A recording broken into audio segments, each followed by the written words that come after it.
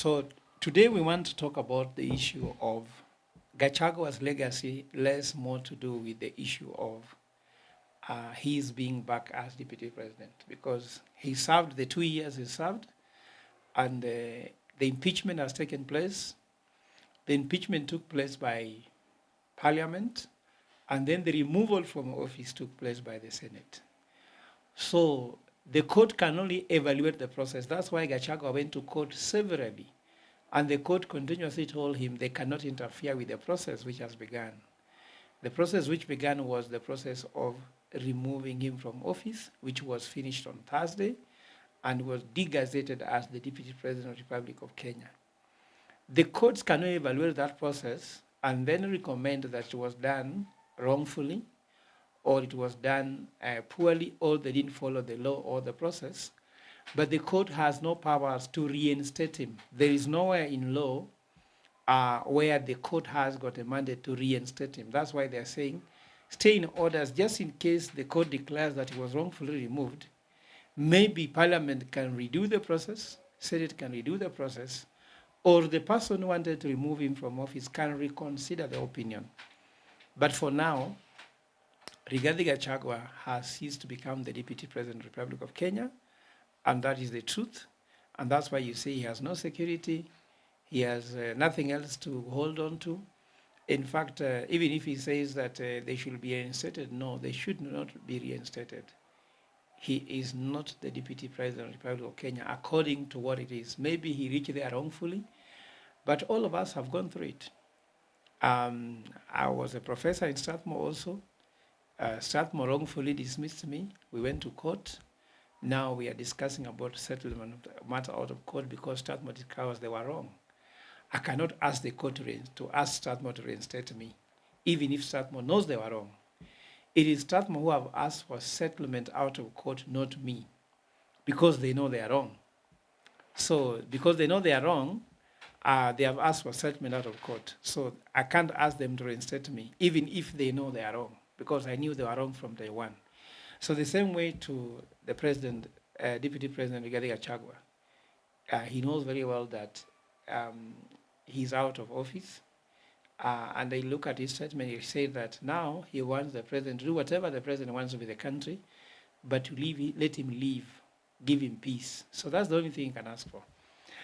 For example, let's discuss a little bit about the legacy of Rigathi Gachagua. What do you see as somebody who is a Kenyan?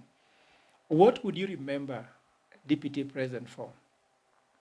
A lot of people from his olden days as DEO and when he was the first-term MP and the Deputy President, people see misery.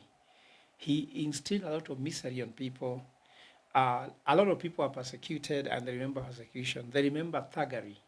Even the people who are being beaten remember the Kikuyu Council elders, and even the Kikuyu community remembers that he presided over the raping of Matiba's wife. People remember that he is a gangster, sort of. And as per now, his star was only rising because he was given the position of the deputy president. And after being ousted from office, you must see maybe he has outlived his political usefulness. And if he does not look at it, people might see him as a failure, because someone who rises to the second in command in the country should not just fall up like that. Remember, we can talk about a few people like Musalia Mudavadi. Now he moved away from when he left office as vice president. Now he's actually third in command. And people foresee that maybe in the next election he can actually become a running mate. So he might actually be able to go further. Look at people like George Saitoti. He had a career that you can actually look back to and tick a few boxes around it. So Kibaki was a vice president. He became president. So how can you just collapse politically like that, like Rigathi Gachagua, that you come from president and then you just go to your house and private home and that's it. So if Gachagua is not careful, soon he's going to lose the second thing, which is difficult. He has lost power, which was the basis for him to have the political capital he was enjoying. and he's also maintaining his economic viability. Now he's going to lose the political capital, and then secondly lose his economic power, because William Ruto is going to go after Rigathi Gachagua and sabotage him economically. He said William Ruto is vicious. If he knows he is vicious, let him know that that is the next game. Has Rigathi Gachagua acquired what his wealth fairly? Can he demonstrate them? I hear that he's worth, I don't know, 50 billion shillings or thereabout. Does he run a company that has generated revenue worth that money? So William Ruto can help us finish Gachagua is when we shall now go after William Ruto. But here, William Ruto has helped Kenyans get rid of Gachagua because Gachagua has not been known for anything good. He was a lapdog for William Ruto. He insulted people for William Ruto. Actually, he was the one who was actually appointed by William Ruto to insult people like Raila, Azimio people. He said every word. And if he's not careful, those people whom he was insulting now are with William Ruto. They are going to gang together with William Ruto to help William Ruto bring him down and bring him down properly. Even I had him saying that he told William Ruto not to tax Kenyans. He supported the finance bill. He told MPs to vote for it. He told MPs, if you don't vote for the finance bill, you will not get a road in your constituency. He made very serious allegations against opposition when opposition was trying to correct the wrongs in government. He said he was the one appointed actually to put Raila away from the president. And he did do that very well until his collapse is when now Raila is rising within the ranks of the working with William Ruto. I'm not saying I'm supporting Raila. I don't really. You saw there was an instance, even Raila named him Gachetha, which means someone who is shit, according to the language Raila was using against him. So I believe that Rigathi Gachagua has really gone down, maybe without knowing, but he is actually down now politically. And the second battle is to make him economically and viable, because William Ruto wants to contain him by fighting him economically so that he can forget about the political battle.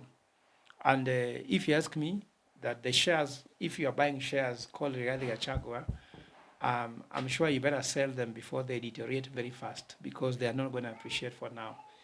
They had been appreciating as was being prosecuted, but remember, Kenyans have very short memories. Immediately William Ruto nominates the next deputy president and that one gets sworn in, they'll give their allegiance to that next deputy president and they'll forget about all of you. So Gachagua will be forgotten, mark my words. Now, the biggest hurdle William Ruto has is how will he be able to get Kindiki into office? Because Kindiki has got serious and very clear legal hurdles. One, to be elected as deputy president, you need to have been a member of a political party for at least 3 months. But for Kindiki to become a CS, he had to resign from any political party, because he becomes a state officer who should not be a member of a political party. So how long will it take these 3 months for him to actually register, become a member of a political party? Then the nomination takes place, then eventually now he can be able to be sworn in. Secondly, you remember that it's only IBC that was supposed to actually declare the vacancy in the office of the president. And you can tell very clearly that it is IBC, commissioners are not there. William Ruto and Raila decided that there's no IBC for now. They do not want even to think about it. So they have to give us an IBC to be able to declare that office vacant. Therefore, the speaker can give writs, and therefore we can be able to nominate him. But of course, there'll be a lot of challenges. But the beauty of thing that Gachagua brings to us is that if we are able to prove that Rigathi Gachagua was removed from office illegally or wrongfully or not in concurrence with the Constitution, it gives her more reason to believe that William Ruto needs to go, the way we had said in the beginning, that Ruto must go. The second thing, it tells us that we do not have any elected representative like parliament and senators. They cannot be able to know the illegalities and the irregularities in the nomination of Gitiki. They cannot see it also in the impeachment of Gachagua.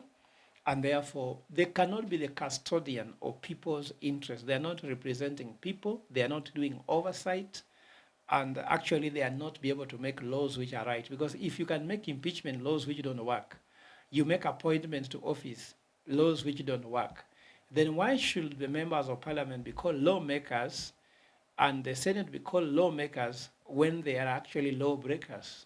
So for me, it actually dents the legitimacy of the National Assembly and the Senate and the office of the President and the Attorney General, because the Attorney General is the legal advisor to the President who made these nominations. So for me, this is a very serious condition to put across. If I would be able to give Rigathi Gachagua advice, my advice will be to him, it is now time to think about your family. If there is any wealth you got wrongfully, separate those wealth, return them back to Kenya, ask for amnesty, give back the wealth you took. Once you give amnesty, go back and live your normal life. Some of us are living on a very little money, and we don't have to live in billions. Cut up, downgrade completely, and realize that it is the end of it, and just live a normal life like we live this normal life. And forget about all your ambitions of trying to say you want to be the kingpin of Mount Kenya. Mount Kenya, if I can tell you guys, Mount Kenya treats Rigathi Gachagua with sympathy and empathy as one of their sons who's being mistreated. Kenya does not see the leadership in Rigathi Gachagua, because Rigathi Gachagua has violated anything that could make him become the leader of Mount Kenya. He has disobeyed all the leaders who are there. If you call his elders, Uhuru Kenyatta is one of them, whom he treated so badly. He has insulted very many people that work with Uhuru Kenyatta and disobeyed them. How comes Mount Kenya, after Rigathi Gachagua became deputy president, second in command, never called on him and anointed him as one of the leaders, or if you like, the spokesperson, or the leader of the Mount Kenya community?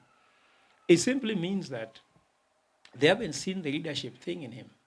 So they love him as their son. Even me, I would love him as my own son, but they cannot crown him because Rigathi Gachagua has not made the sacrifices needed to be crowned king.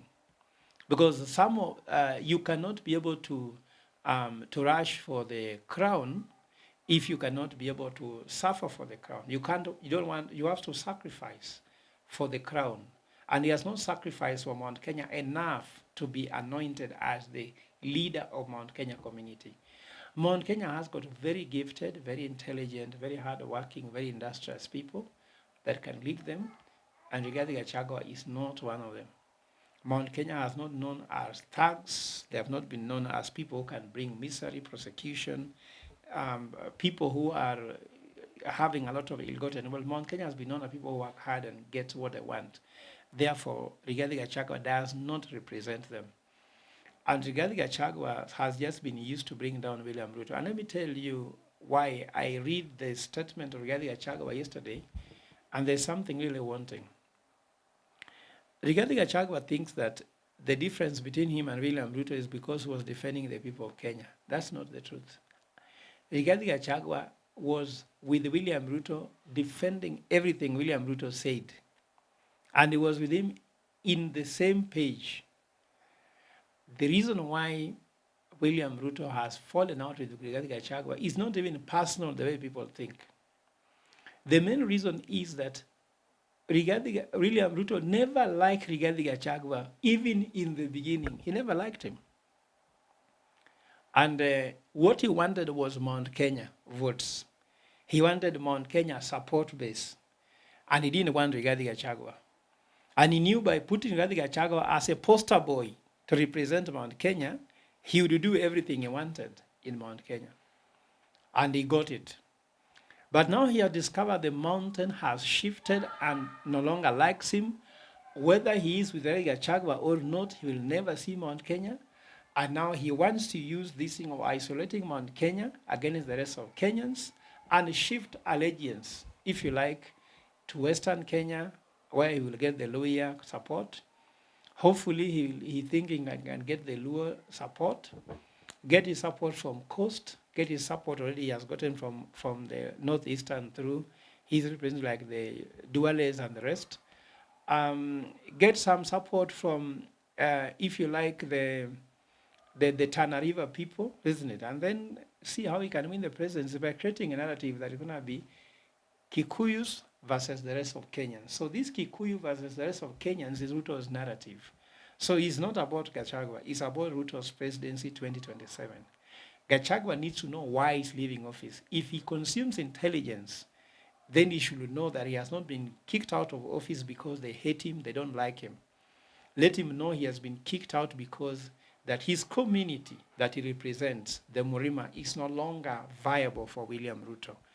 And therefore, anybody who represents that so-called community does not. Remember when he began the 1 shilling, 1 vote, 1 shilling, 1 vote, one person narrative, William Ruto opposed it. And now even the Murima thing was opposed. It was one of the reasons why he was impeached. So he should know that it's not about him. It's about the community that has been hated by William Ruto. And William Ruto has always hated the community that is called Mount Kenya. If you want to know that, it shows one, he killed them in Kiambaa Church in Naivasha. Another reason why you can say he hated them, when he was in Pentagon, he created the narrative that it is Kenya versus the rest of Kikuyus. The one who created that narrative within Azimio to support Raila Odinga, but it was self-interest. He also talked about the issue of Madawadoa. He called the Kikuyus who live in the Rift Valley region Madawadoa. So how can this Madawadoa all of a sudden be good? He hates them. Thirdly, when he was given a chance to appoint his cabinet, he gave 13 CSS to Mount Kenya. But he didn't pick the best and brightest. Name them.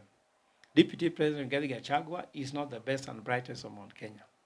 He gave majority leader to Ichung'wa, who is not the best and brightest of Mount Kenya. He gave positions to people like Moses Kuria. He gave positions like people like Linturi. Those are not the best and brightest of Mount Kenya. And therefore, it's obvious that he needs the Mount Kenya people to shine. He hates them. Fourthly, he has divided Mount Kenya now. And he has even divided them much further in tribal lines, because William Ruto plays a lot of tribal cards. So by dividing the mountain on tribal lines, now we have Mount Kenya West, we have Mount Kenya East. Now I'm hearing that Meru is also being divided between the Meru, the Embu, and the Tharaka. Like now they have denied that Kithure Kindiki is not a Meru. Kithure Kindiki is from Tharaka. And Tharakas are never Merus. You see all those tribal division of dividing Kenyans into tribal cocoons, which is what we hate as Gen Zs, because we say we are tribalists. So all those things Ruto is doing is all about hating of Mount Kenya by dividing them. While he wants to unite the Luhya people, he wants to unite the Luo people, he wants to unite the Kales, he wants to unite the coastal people. Why is Ruto dividing Mount Kenya while uniting other parts of the country? When he talks about his Madaraka speech that we need to be treated equally, we need to become like one family, and he's dividing Mount Kenya, those are lies that we know him of. So this is the main thing, and I want to tell Mount Kenya people, the best thing you can do is to rise up, unite yourself, don't wait for you to divide, unite yourselves. Unite yourself, and then unite with the whole Kenyans. And if you like, not to ensure that you play into Ruto's playbook, if you can get a leader outside Mount Kenya that you can work with, that can become the presidential candidate, that has support from another region, and that you can be able to give that person the vote to the last man, to prove to Ruto that you are not as tribal as he thinks, then that one you are going to beat Ruto's narrative. But if you put your own in the ballot, you'll confirm to Ruto that you're also thinking that you're supremo, and you believe that only you people can rule Kenya. But should you be able to find a viable candidate also that can also be able to support and get support across the country, that people can go and support that leader across the country, and that percentage of votes that he will get will come outside Mount Kenya significantly to win the election. That is another strategy to surprise William Ruto. Whether this is possible or not, we can only wait and see as time goes by. Thank you. I'm saying that Rigathi Gachagua needs to understand clearly the script is not that that Ruto hates him personally. Because what are they fighting over? A man and a woman fights over anything personally. Either you fight over a woman, or you fight over money, or you fight over power. There is no woman they're fighting between him and Gachagua. The money, William Ruto has successfully stopped him from making money the way he could have made money in this Kenya Kwanza administration. And power, it is the reason why he was a deputy president who has no political party of his own, who has no MPs that he can call a parliamentary group meeting for, and William Ruto already outmaneuvered him on that. So the main fight now is Mount Kenya should be excluded from Ruto's conversation. Even if there are so many Mount Kenya people in Ruto's government, they are just there as poster boys, but they are not there as the real players. So because William Ruto has used Mount Kenya to be where he is, he knows that in 2027 or in the next election, he doesn't need Mount Kenya to go where he wants. And he knows that if he gets Raila Odinga on his side, he gets Musalia Mudavadi on his side, he gets people like Joho on his side, and he coalesces this together and create a narrative that it is Kikuyus who are the problem in Kenya, and put this thing that it is between the Kikuyus and the rest of Kenyans, then easily that narrative can sell, so that 2027 election or the next election is not about what matters. It's not an economic discussion, because he has performed dismally in economics. It won't be about uniting. It won't be about advancing Kenyan's agenda. It will be about tribal, because if the tribal card is the discussion in the run up to 2027, Ruto wins. But if you bring economics, Ruto goes down. I said it earlier. The only missile that can succeed against William Ruto is economic missile. If we come up with an economic compelling agenda that can prove to William Ruto that we have a better economic solution than the tribal arithmetic is doing, we'll be doomed. And that's why I'm warning Kenyans, don't buy the tribal card. We are not 42 tribes the way they say. Neither are we 2 tribes, rich and poor. The tribes we have in Kenya ni wenye wanatuibia na wenye wanaibiwa. And I'm saying wenye wanaibiwa wakuje pamoja, waweke hao wote, Rigathi Gachagua, Ruto, Raila, all those people wanatuibia, all those politicians, put them together, waweke kwa farasi moja, na hiyo farasi iwe ya wezi wenye wanatuibia waende nyumbani. Alafu sisi tuende ile farasi ingine ya pili, wenye ambao wamechoka kuibiwa. Na hiyo wenye wamechoka kuibiwa waunde serikali ambayo ni lean and clean, not broad-based government, not fraud-based government, not bread-based government. Wale ambao ni lean and clean government, kwa sababu tumechoka kuibiwa. Then we create the narrative, the way I was trying to say, it's between us and them. Them, wenye wametuibia, wenye wametuua, wenye watushika ovyo ovyo, wenye wametusuppress, wenye wametudanganya, wameiba Dania, wameiba airport, wameiba Safaricom, wamemaliza, wasai wanaangusha KCB. They want to steal all Kenyan assets. Wenye wanatuibia waende kwa farasi moja na hiyo farasi iende nyumbani. Na wenye wanaibiwa waunde serikali ambayo itakuwa lean and clean. When the government system is clean, services to citizens inapatikana. Elimu itakuwa bure. Afya itakuwa bure. Na umaskini itaisha. Na sisi tutakuwa tajiri sote. Na tutoka kwa hii mambo ya maskini, wanapiga magoti chini wakiomba tajiri ambaye amewaibia ati unisaidie. Wanakuja kwa kanisa, wakishaiba unapiga magoti unaomba mnisaidie. Kwa rambe wanafanya hivyo. Mtu akikufa, kwa mbona mtu asiwe na uwezo ya kuzika mwenzake, mama yake, baba yake mwenyewe bila kuomba na kutengeneza WhatsApp group? Hii ni kwa sababu uwizi ni mingi na pesa uwizi ndio unaendeza serikali. Ndio maana mimi sitaki hiyo narrative ya kusikia ati sijui Mrima nini sijui kabila hii kabila ile. Hiyo wanasiasa ndio wanaleta. Mimi nimefanya kazi kama Professor Strathmore. Wanafunzi wangu walikuwa kutoka kwa kabila zote na tulipendana kama mtoto na wanafunzi wake, mwalimu na wanafunzi wake, tulipendana kama ndugu na dada. Ukabila hakuwa, ukabila ni ya watu wa siasa na iende. Alafu nataka kuomba corporate world. Najua vile nilikuwa profesa, mlikuwa na mimi sana. Lakini sasa nikiongea mnaona kama mimi kichwa yangu imeruka. Kichwa hajaruka. I am still Professor Fred Ogola you knew. The only problem I have is that I'm seeing that our country is being ruined. Why don't you come and join me and support me in what I'm doing, in transforming this country? Kwa sababu, it is stated that when good people don't join politics, bad people will, and in Kenya they have. And the fact that you are a politician, you are a corporate leader, you believe you are not interested in politics, politics will not fail to be interested in you. Politics actually is interested in you. I know now the corporate world, I used to do training for you. I used to do a lot of work for you. I used to collaborate a lot with you doing corporate governance, training, strategic planning, and the rest. Now people see me as a politician who cannot do those work. Those work I still do. That's how I earn my money. And I'm not asking you to donate money to me. I'm just asking you, I could still continue giving you value in those areas as I still continue telling the government on areas which they are wrong. And there will be separation. If you go to the US, Elon Musk is blasting Kamala Harris and Joe Biden, and he's running a company that works for them, and both of them are on Twitter.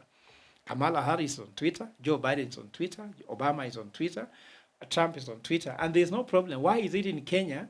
If you are a leader, if you say something against the government, then even the corporate run away from you. And let me tell you, corporate world, this is hypocrisy you are putting across. I'm now fighting how William Ruto wants to finish Safaricom, how he's finishing KCB. Where will your children and children's children work if Safaricom goes down? Where will your children and children's children work if KCB goes down? Where will your children and children work when National Bank goes down? And they're using all these banks and telcos as conduit to do the business they're doing with Adani. An example being Chief, Safaricom is putting up a consortium, taking shareholders' money, 104 billion shillings to run the Chief. That platform just needs barely 2 billion shillings. Kibaki launched the NHIF portal with around 1 billion. Ruto is putting Safaricom to do it for 104 billion.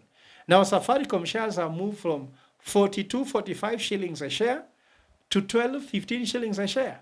And you are just watching thinking Fred Ogola is wrong. I'm asking you, as I'm wrong, answer me this question. Where is your children and your children going to work if these corporates go down in a deal with Ruto's companies done by Adil Kawaja, who is his lawyer, the chairman of Safaricom? Are you not seeing how the Kenyan corporates are being infiltrated to be killed so that they are owned through Ruto's hand over Dani? Where will they work when the JKIA is taken over? Kisumu International Airport is taken over. Eldoret Airport is taken over. Mombasa Airport is gone. The one in Bungoma, the one in Kakamega, all of them gone. Where will they work? Tell me. The one in Isiolo. When all the airports are gone, run by foreigners, you think foreigners will prefer you for jobs? They'll give you bad working conditions. I'm trying to tell you, that's why I'm asking you, we are supposed to also interest on how our economy is being run on corporate governance. As a governance expert, I will always fight for you. Whether you listen to me or not, that's up to you.